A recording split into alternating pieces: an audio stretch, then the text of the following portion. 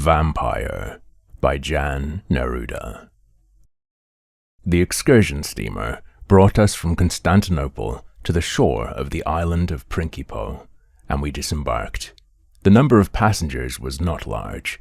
There was one Polish family, a father, a mother, a daughter, and her bridegroom, and then we two. Oh, yes, I must not forget that when we were already on the wooden bridge which crosses the Golden Horn to Constantinople, a Greek, a rather youthful man, joined us. He was probably an artist, judging by the portfolio he carried under his arm. Long black locks floated to his shoulders, his face was pale, and his black eyes were deeply set in their sockets. From the first moment he interested me, especially for his obligingness and for his knowledge of local conditions. But he talked too much, and I then turned away from him. All the more agreeable was the Polish family. The father and mother were good-natured, fine people. The lover a handsome young fellow of direct and refined manners. They had come to Principo to spend the summer months for the sake of their daughter, who was slightly ailing. The beautiful pale girl was either just recovering from a severe illness, or else a serious disease was just fastening its hold upon her. She leaned upon her lover when she walked, and very often sat down to rest, while a frequent dry little cough interrupted her whispers.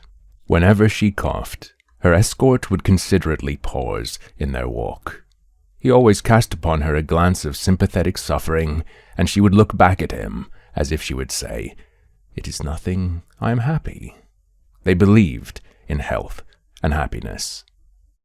On the recommendation of the Greek, who departed from us immediately at the pier, the family secured quarters in the hotel on the hill.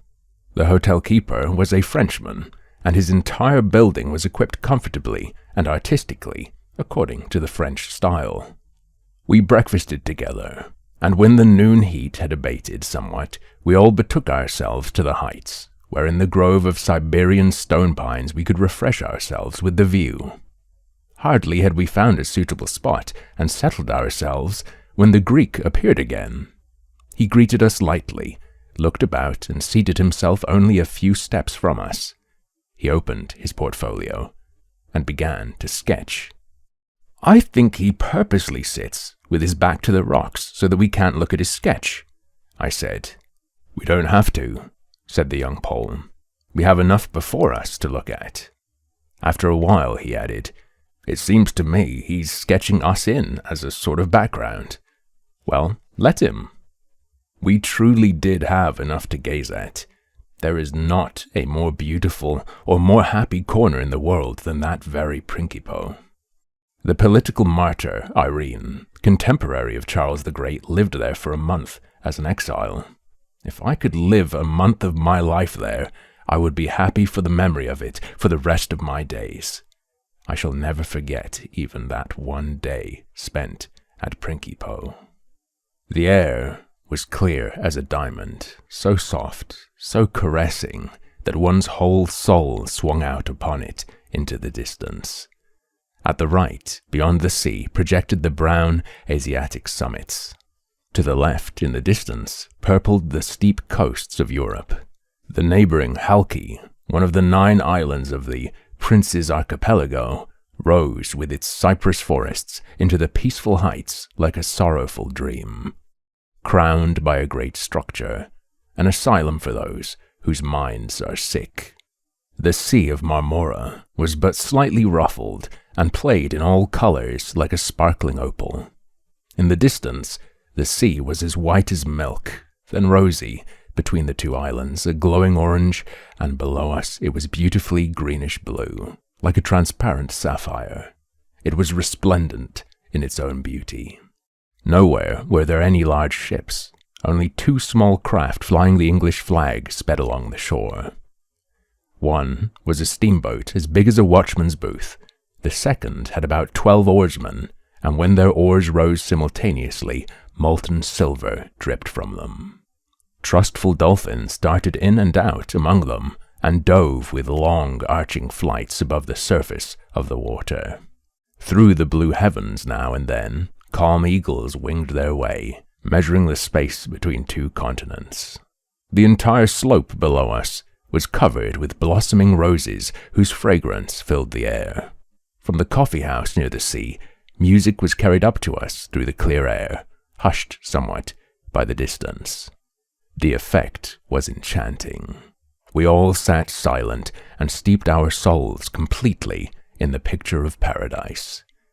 The young Polish girl lay on the grass with her head supported on the bosom of her lover.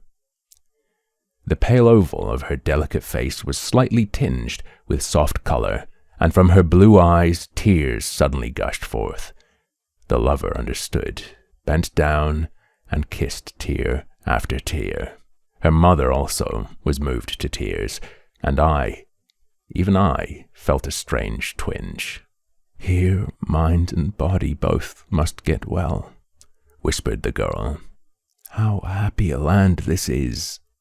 "God knows I haven't any enemies, but if I had, I would forgive them here," said the father in a trembling voice. And again we became silent. We were all in such a wonderful mood, so unspeakably sweet it all was. Each felt for himself a whole world of happiness, and each one would have shared his happiness with the whole world. All felt the same, and so no one disturbed another. We had scarcely even noticed the Greek, after an hour or so, had arisen, folded his portfolio, and with a slight nod had taken his departure. We remained. Finally, after several hours, when the distance was becoming overspread with a darker violet, so magically beautiful in the south, the mother reminded us it was time to depart. We arose and walked down towards the hotel with the easy, elastic steps that characterize carefree children. We sat down in the hotel under the handsome veranda. Hardly had we been seated when we heard below the sounds of quarreling and oaths. Our Greek was wrangling the hotel keeper, and for the entertainment of it, we listened. The amusement did not last long.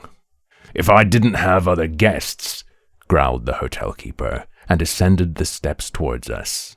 "I beg you to tell me, sir," asked the young Pole of the approaching hotel keeper. "Who is that gentleman? What's his name?" Who knows what the fellow's name is," grumbled the hotel keeper, as he gazed venomously downwards.